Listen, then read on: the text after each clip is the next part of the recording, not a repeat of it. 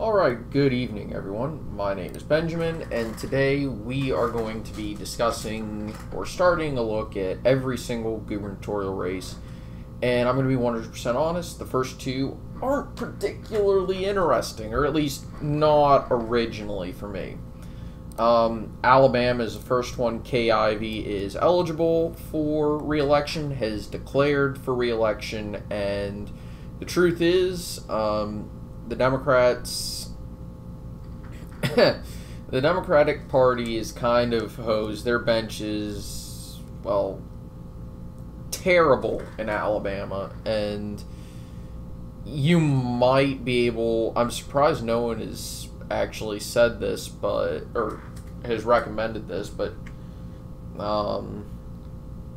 Doug Jones might be a potential candidate, but considering he is an extremely well-known quantity in Alabama, you're easily going to get any Republican is just going to say, look at what his record was in the Senate.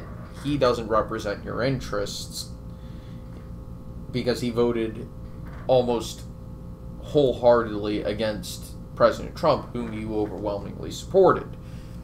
It's pretty obvious right there, then and there, what it is. Yeah, the Democratic bench in Alabama is appalling. And, yeah. So we're actually going to move on, and I'm rating that as safe Republican, and talking about Alaska's gubernatorial election. And this one is interesting for the same reasons the Senate race in Alaska are interesting. The state is getting less overwhelmingly Republican, and they also have a new ranked choice voting system, basically combining ranked choice voting with jungle primaries. And that could lead to some very interesting situations, because if I go back and look at 2018 and look at the gubernatorial election there,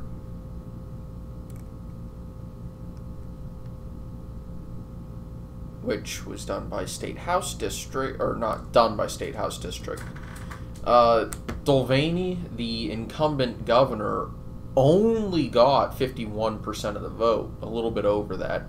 The Democrat got 44%.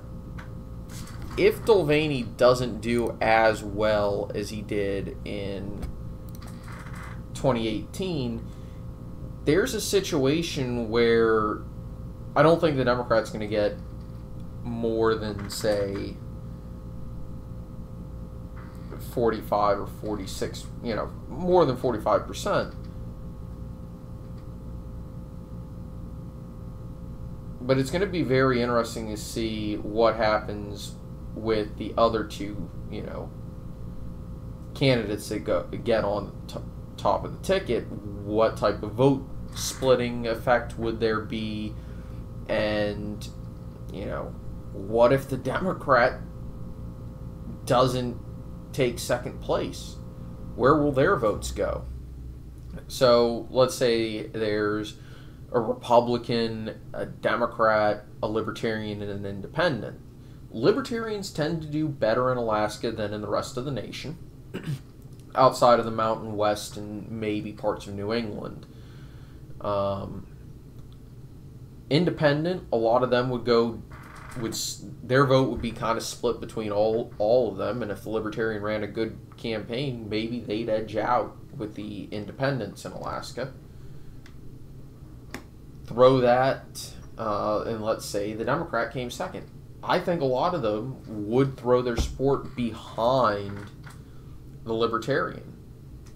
And you could actually see a Libertarian win that election if they campaign hard enough, simply because of ranked choice voting. And I think the Libertarian Party really, really needs to focus heavily on all of Alaska's elections, because it's basically a chance for them to make some extreme pickups simply because of the quirkiness of Alaska's election system now.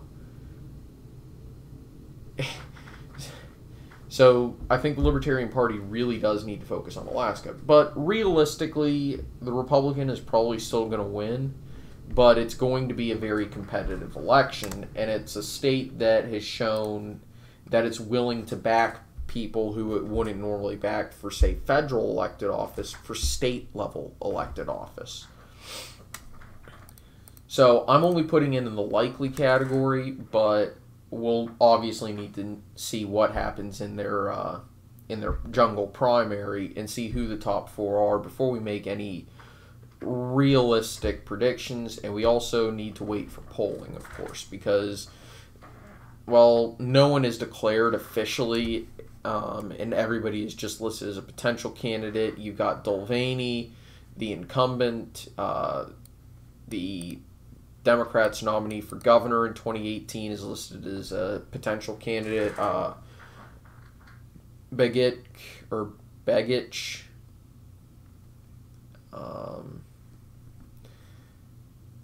as well as a few state level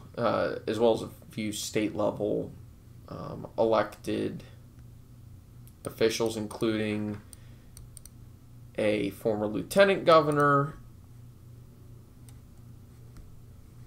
who was only there because of the quirkiness of the 2014 to 2018 cycle. Basically, in 2014, an independent ran, Bill Walker, who's a former governor, and he had a Democrat as his running mate. And his running mate dropped out, or not dropped out, but resigned in 2018, and he put another Democrat in his place. You've got Al Gross, who's a Democratic nominee for Senate in 2020, who lost, and a candidate for the at-large district,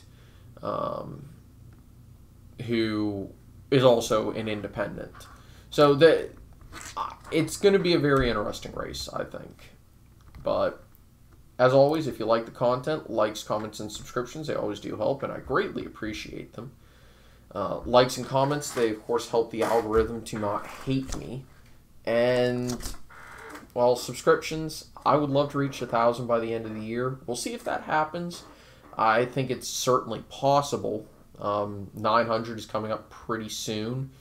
But, well, we'll see where we go. Thank you all for watching. Hope you enjoyed. I'll see you all next time. Take it easy. Bye-bye.